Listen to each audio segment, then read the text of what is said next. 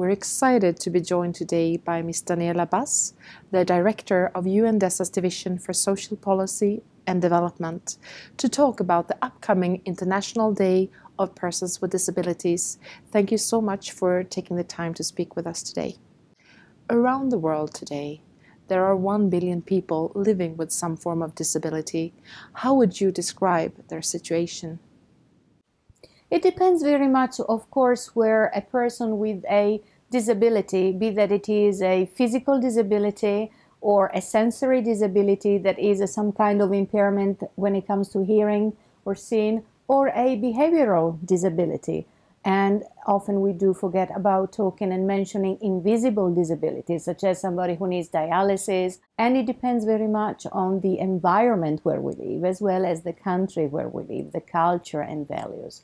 In general, what I can say is that the majority of people with the kind of disabilities I just mentioned do live 80% in developing countries, where the situation might be a little bit more challenging than the other approximately 20% of people with disabilities living in so-called industrialized or developed countries.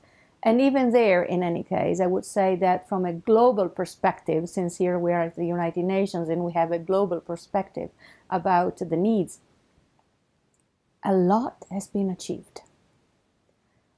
I would say that we have to encourage people with disabilities themselves and the remaining part of the society, no matter in which dimension they are working, could be the social, the economic, or the environmental dimension, should always take in mind that the role of persons with disabilities is not secondary at all to achieve a society equal for all, an inclusive society.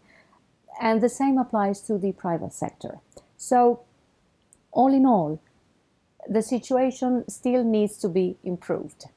And indeed, new technologies are adding something to moving towards a society, as the Secretary General of the United Nations says, where we leave no one behind us.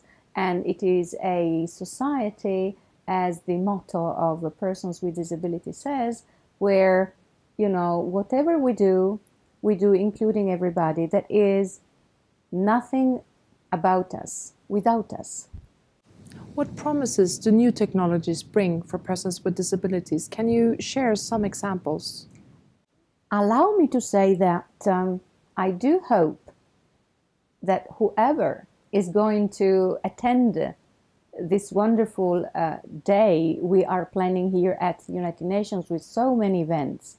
The idea is this year to leave at home the dis and bring here only the abled.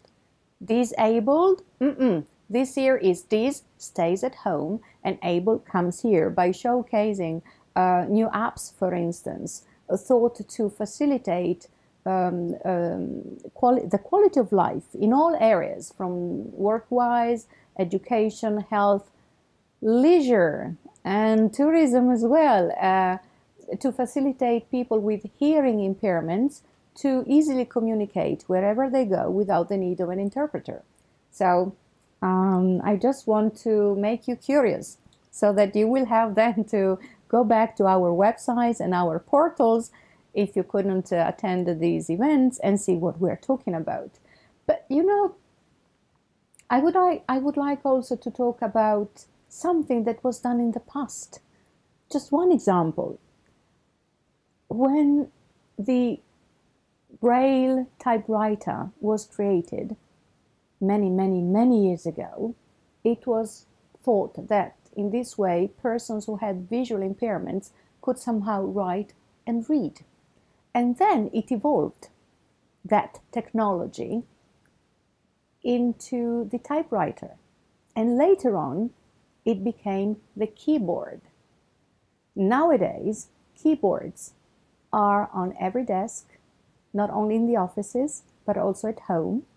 And moving from the concept of charitable approaches to the concept of we are all, to a certain extent, contributing to make a society which is comfortable and provides quality of life for everybody and to everybody. And this is what we're going to promote this year by talking about new technologies.